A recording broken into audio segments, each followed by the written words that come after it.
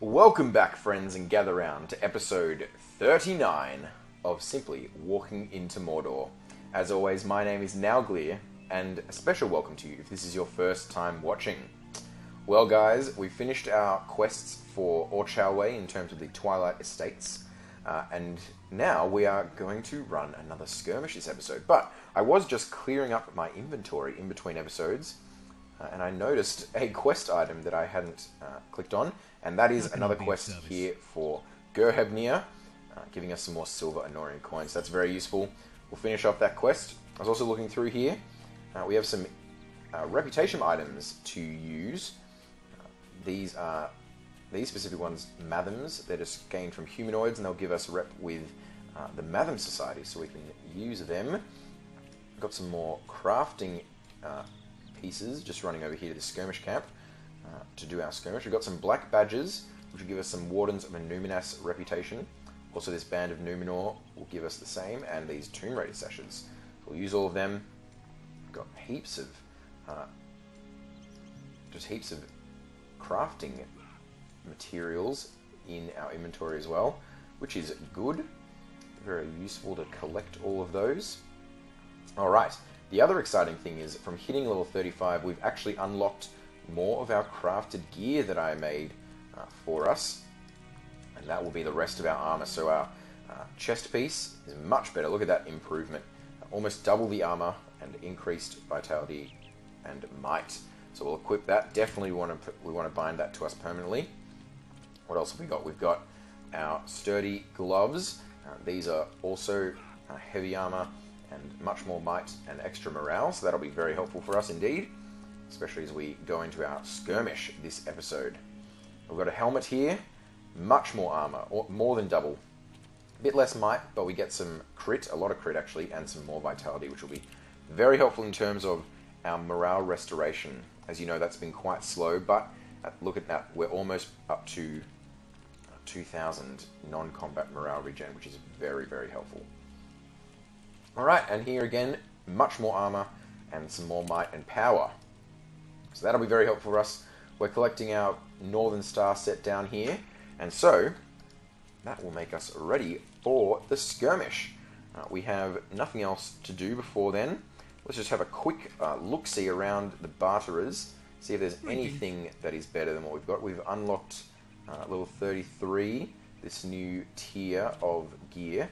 I don't think we're going to find much. We might find some jewelry or something like that. So let's see. The jewelry's in Cloaks Trader.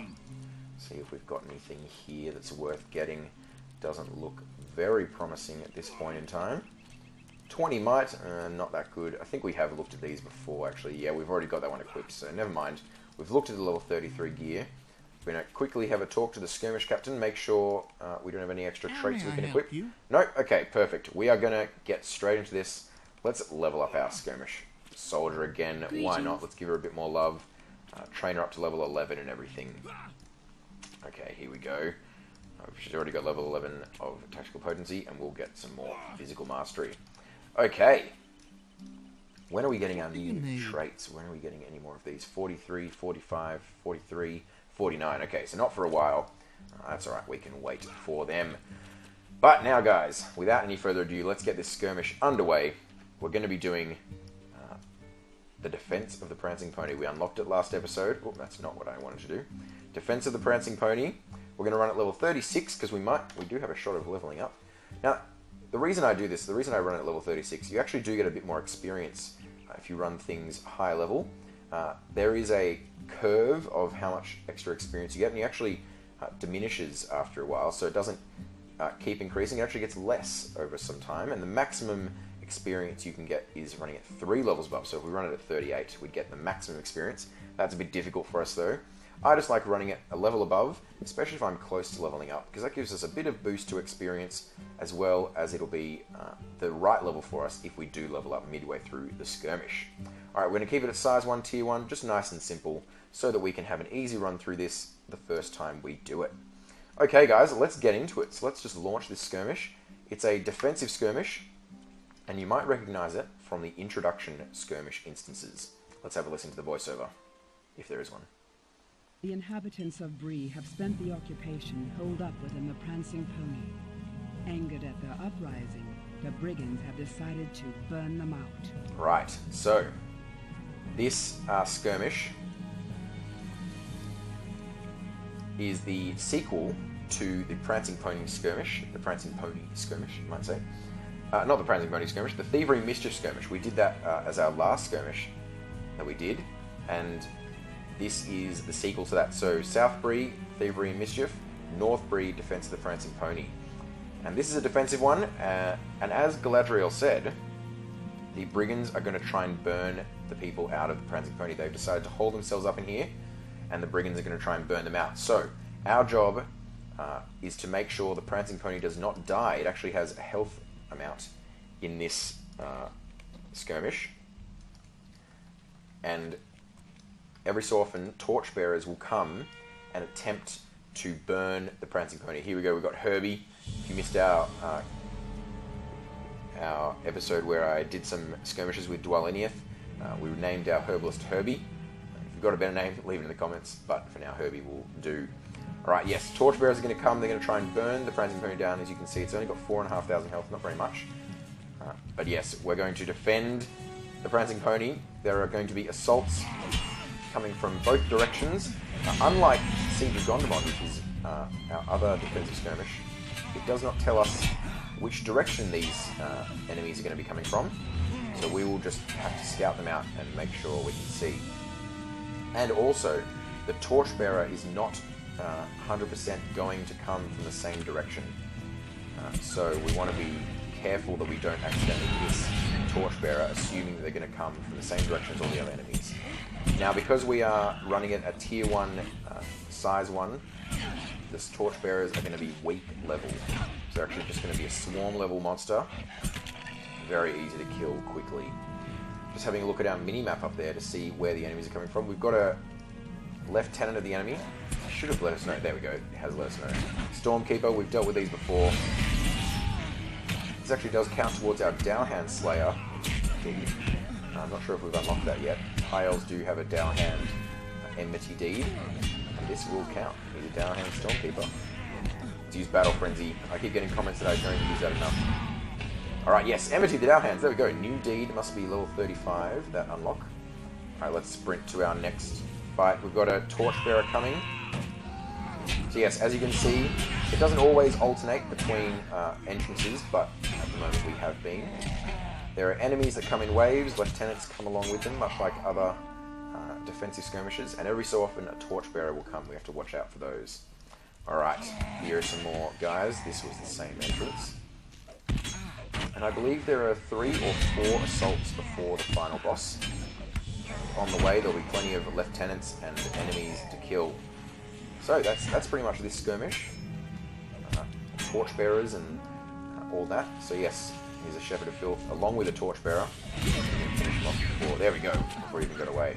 Okay, we're going to want to get rid of these gross filth crawlers before they hit us. Oh, we've been hit by one. That's all right. Not too bad. Not too bad. All right, there we go. The horn to stun them all. All right, we finished the first assault. That was pretty quick. This episode might be another shorter one. Skirmishes do not tend to take up now, so I guess it'll be a bit of a shorter one. But yeah, we've got the first assault done. We gained a bit of marks, as always, and we've finished our first assault without letting the Prancing Pony be touched at all, so that's very good. Alright, the enemy returns. Another assault. Here we go. I do enjoy playing skirmishes as a champion. I'm actually also leveling a hunter at the moment, just in my spare time. And hunters, at lower levels especially,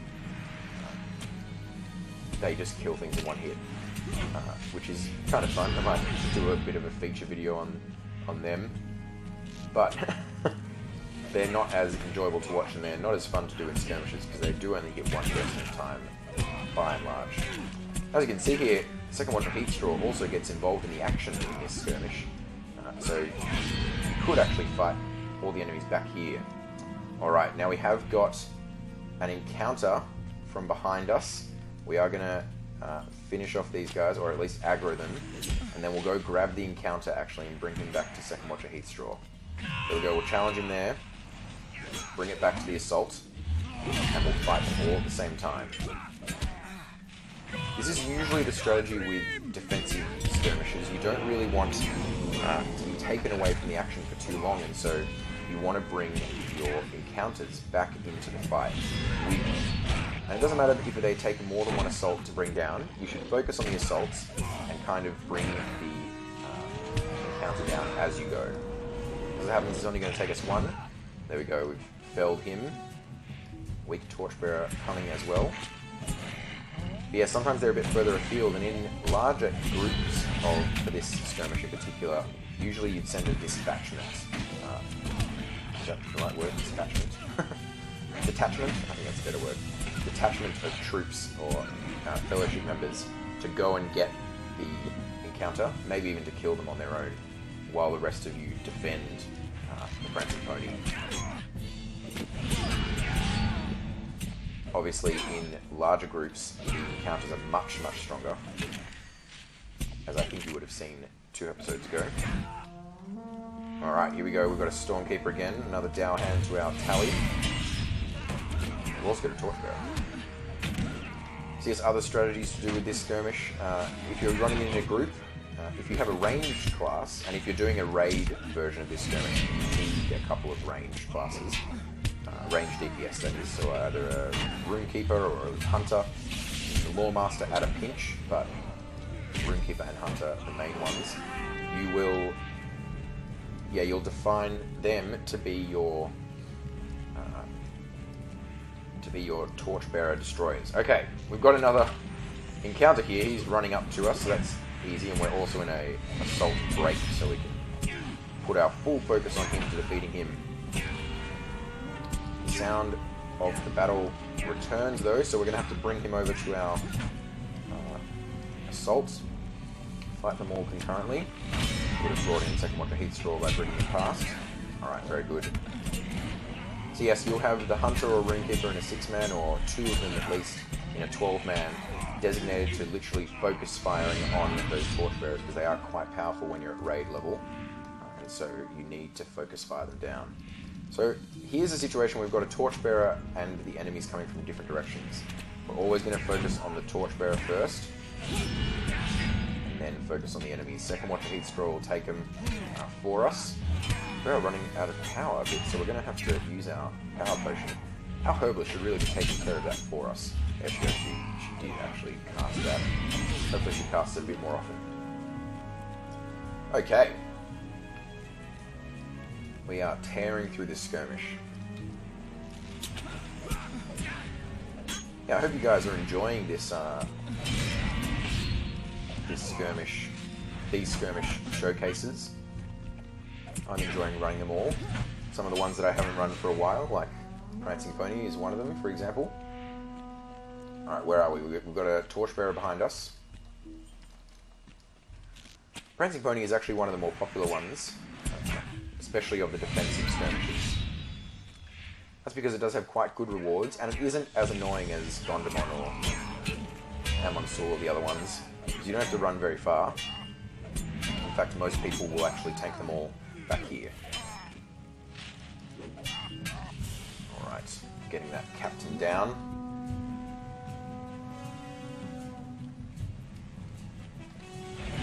Here we are.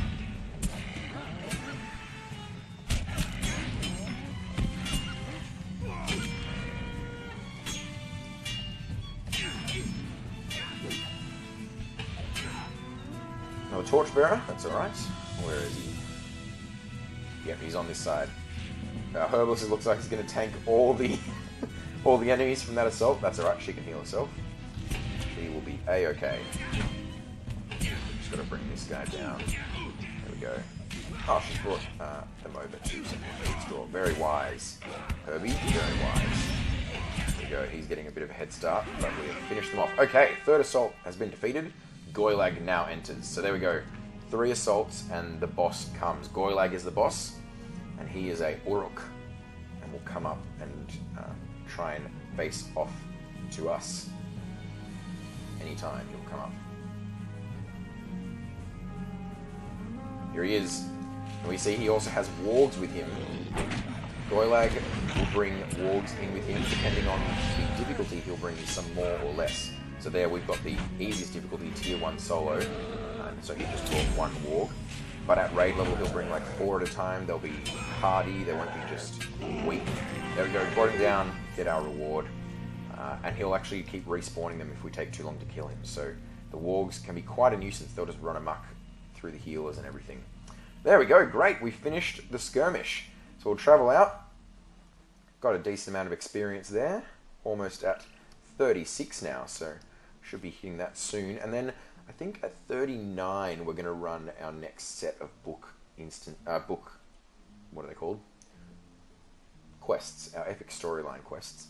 We're going to run our next set of those. I think at 39, maybe 38. We'll see. But I'm enjoying questing through Emendim at the moment. I hope you guys are enjoying seeing it. As I keep saying, it is a beautiful place to quest. Next we'll be going to the Troll Shores for the epic story, and then the Misty Mountains, which are both also very beautiful. And then unfortunately we'll be heading to Angmar, which is a bit harder to look at, but that's alright. Yeah guys, we are really rocketing through. We are going to be getting higher and higher up. Before you know it, I think we'll be at Moria.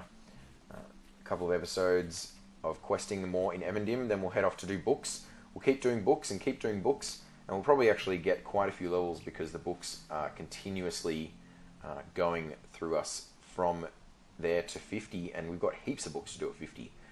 And once we hit 50, we'll put our Experience Disabler on, and then we will finish off those books, get to Moria, and continue our journey to 115. Alright. But for now, guys, that's going to be all. A bit of a shorter episode today, just doing that skirmish showcase. Defense of the Prancing Pony, a really fun skirmish, defensive one. So yeah, guys, I really hope you enjoyed this episode. Thanks heaps for watching. If you did enjoy the episode, make sure you leave a like. And if you have any suggestions about what you'd like to see in the channel, what you'd like to see in the series, make sure you leave a comment down below. Any questions, we'll get to them. Leave them in the comment section down below. If you're new, guys, hit that subscribe button. Yeah, guys, and always, it has been a pleasure playing with you. This is Nowglir, and I'll see you tomorrow.